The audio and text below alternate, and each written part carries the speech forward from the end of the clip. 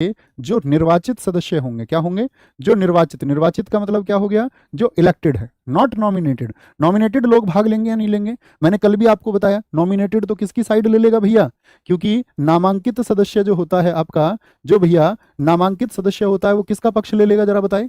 आप बोलोगे भैया ये तो गड़बड़ कर देगा, ये तो जैसे राज्यसभा में 12 राष्ट्रपति आपका क्या करते हैं, जानते हो इस बात को, अरे यस और नो तो बोलो। राष्ट्रपति राज्यसभा में कितने लोगों को नामांकित कर सकते हैं, 12। तो कल को चुनाव की बारी आई, राष्ट्रपति साहब दोबारा आपका चुनाव लड़ रहे हैं, आप जानते हैं दोबारा चुनाव लड़ सकते हैं, जी भैया, तो फेवर करेंगे या नहीं, जी कर देंगे। तो इसीलिए नामांकित सदस्यों को क्या रखा है, बाहर रखा है। अच्छा, इसके अलावा क्या है, जितनी भी विधानसभा है, जितनी भी विधानसभा है, विधानसभा राज्यों में होती है, राज्यों में होती है। मुझे बताओ यूटी में भी विधानसभा होती है या नहीं, या मुझे बताओ कौन कौन से यूटी हैं जिनमें विधानसभा है, उनका नाम लिखो। विधानसभा के जो साथी आपका क्या होंगे, विधानसभा के जो इलेक्टेड मेंबर्स होंगे, इलेक्टेड मतलब जो निर्वाचित सदस्य होंगे, इलेक्टेड मेंबर्स यानी कि जो निर्वाचित सदस्य होंगे। जो नॉमिनेटेड होंगे वो लोग कभी भी राष्ट्रपति के यानी प्रेसिडेंट के इलेक्शन में साथी भाग नहीं लेंगे। राज्यों में, राज्यों में क्या बोलोगे भैया, सभी में, राज्य तो सभी राज्यों के हो गए यानी कि, ठीक है, किसके, राज्यों के इलेक्टेड मेंबर्स किसके होंगे, उसके लोअर हाउस के, विधानसभा के होंगे।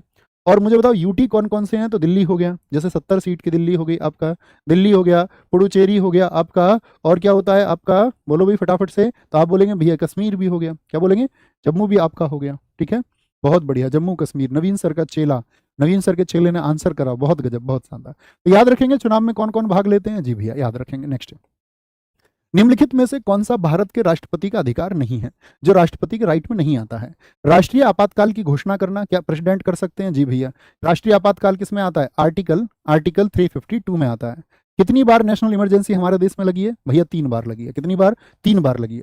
ऐसे ही साथ ही आर्टिकल 356, इसको क्या बोलते हैं, ये भैया प्रेसिडेंट रूल है, ठीक है, ये क्या है, ये आपका प्रेसिडेंट रूल है, यानी कि राज्य में संवैधानिक तंत्र अगर सही नहीं चल रहा है तो उस राज्य में क्या लग जाएगा, राष्ट्रपति शासन लग जाएगा, क्या लग जाएगा दोस्त, राष्ट्रपति शासन। अभी एसएससी सीजीएल पर साथ ही आपका क्या पूछा गया, सेकंड शिफ्ट में पूछा गया, आर्टिकल 360 में क्या बताया गया है, तो बोलेंगे भैया वित्तीय आपातकाल को बताया गया है। किसको बताया गया है, वित्तीय आपातकाल। देश में कभी वित्तीय आपातकाल लगा है, यस और नो, हमारे देश में कभी भी साथी फाइनेंशियल इमरजेंसी लगी है या नहीं लगी है, फाइनेंशियल इमरजेंसी, फाइनेंशियल इमरजेंसी लगी है या नहीं लगी है, ये बता दो। तो वित्तीय आपातकाल 360 में क्या बोलोगे, वित्तीय आपातकाल। आज तक एक भी बार वित्तीय आपातकाल हमारे देश में नहीं लगा है।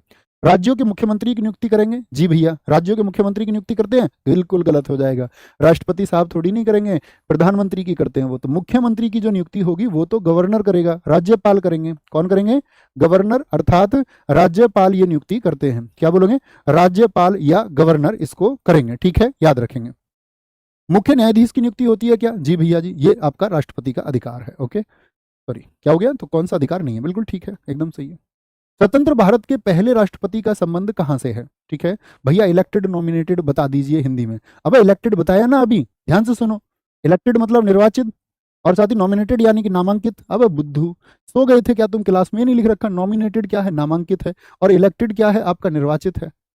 यार सोना नहीं है भाई, सोना नहीं है, ठीक है, बोलो भी फटाफट से, बोलो भी फटाफट से, आगे आएंगे। नेक्स्ट, स्वतंत्र भारत के पहले राष्ट्रपति का संबंध कहां से है, स्वतंत्र, आप बोलेंगे भाई फटाफट से, राष्ट्रपति का संबंध कहां से है। देखो भाई, कुछ लोगों को ये रहता है यूट्यूब पे, वो क्या कह रहे हैं, वो क्या कह रहे हैं, भाई मेरा कोई लेना देना नहीं है, ठीक है, कौन क्या कहता है यूट्यूब पे। मैं आपके सामने एसएससी आया, इस चैनल पर आया, कितने सब्सक्राइबर से शुरू हुआ, आप सब लोगों के सामने 0 सब्सक्राइबर से शुरू हुआ, यस और नो।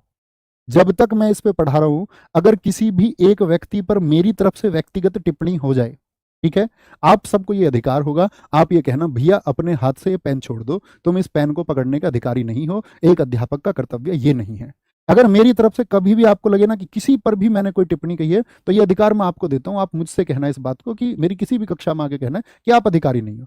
हाँ दोस्त, अगर कोई गलत तरीके से कुछ भी इंटरप्रेट करेगा, तो अगर मुझे जरूरत होगी कोई सफाई देने की, मुझे लगेगा मुझे मेरे स्टूडेंट्स के लिए सफाई देनी चाहिए, उस सत्य को लेकर के मैं आप सब लोगों के सामने आऊंगा, लेकिन मैं अनावश्यक रूप से बचूंगा किसी भी तरह की किसी भी प्रतिक्रिया पर। ये मेरी आप सब लोगों से रिक्वेस्ट है कि आप उस तरह की चीजों से मुझे बचा के रखें, मैं उसमें शामिल नहीं होना चाहता, ना ये धर्म है ना उसका कोई अर्थ है, ठीक है।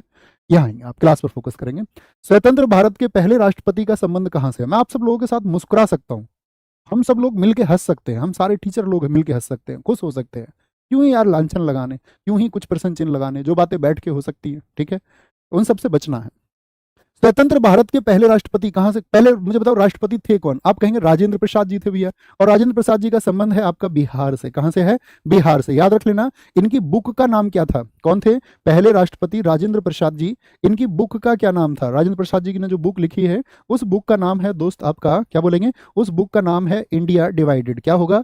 इंडिया डिवाइडेड होगा। क्या बोलेंगे? इंडिया डिवाइडेड होगा। ठीक है।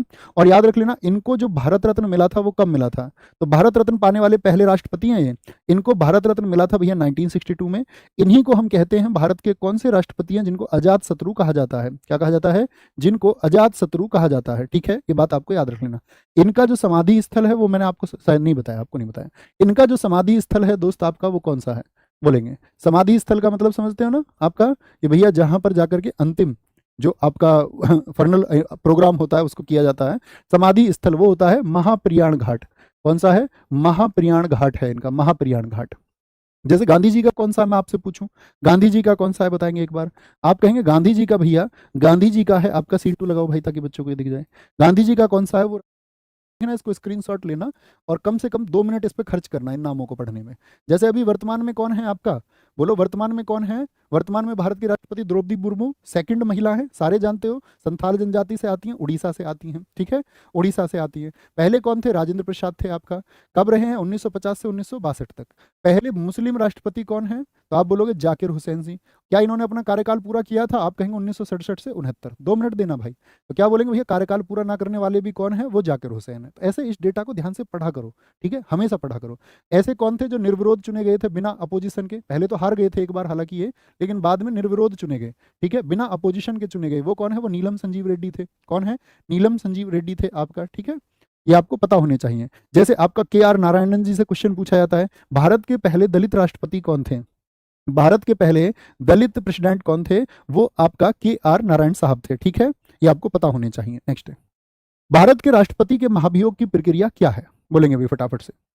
भारत के राष्ट्रपति के महाभियोग की प्रक्रिया क्या है? महाभियोग की प्रक्रिया क्या है? बोलेंगे सर क्लास और बाद में ऐड आते हैं, क्लास में ऐड आते हैं।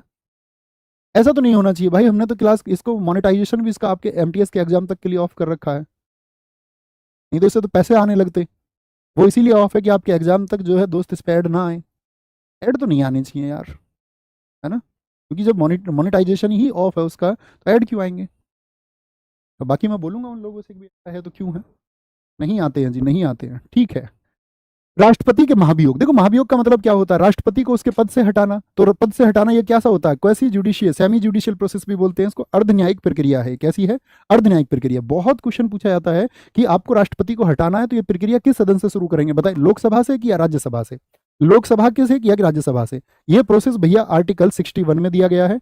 और किस देश से हमने लिया है बताएंगे? इसको हमने USA से लिया है। कहां से? USA से इसको हमने लिया था। क्या प्रोसेस होगा हमेशा याद रख लेना। ये क्या बोलोगे? पार्लियामेंट के किसी भी हाउस से शुरू की जा सकती है, संसद के किसी भी सदन से, आपकी मर्जी है। संसद के किसी भी सदन से। ठीक है, आपकी क्या मतलब, जो हटाने वाले उनकी मर्जी है। संसद के किसी भी सदन से इसको शुरू किया जा सकता है। ठीक है, पूर्व में जो साइन होंगे, जो संसद में लोग बैठे हुए हैं, साइन बाई होना चाहिए 1/4 मेंबर्स। जो सदन के कुल सदस्य हैं उनके 1/4 सदस्य उस पर साइन कर दें। ठीक है, फिर 14 दिन पूर्व का नोटिस चला जाए। 14 दिन पूर्व क्या बोलेंगे? उस पर नोटिस चला जाए कि भैया ये प्रक्रिया अब शुरू होने वाली है, आप अपने जवाब के लिए तैयार हो। और याद रख लेना, सदन में चाहे लोकसभा हो या राज्यसभा हो, 2/3 मेजोरिटी से, मेजोरिटी बोले तो बहुमत से पारित होना चाहिए। कितने बहुमत से पारित होना चाहिए? कितनी मेजोरिटी उसको साथी आपका, कितनी मेजोरिटी के द्वारा उसके साथ बोले उसके पक्ष में वोट आने चाहिए? 2/3 मेजोरिटी के, 2/3 लोग उसके पक्ष में वोट करें। ठीक है, कितने दिन का नोटिस आएगा? 14 दिन पूर्व। किसी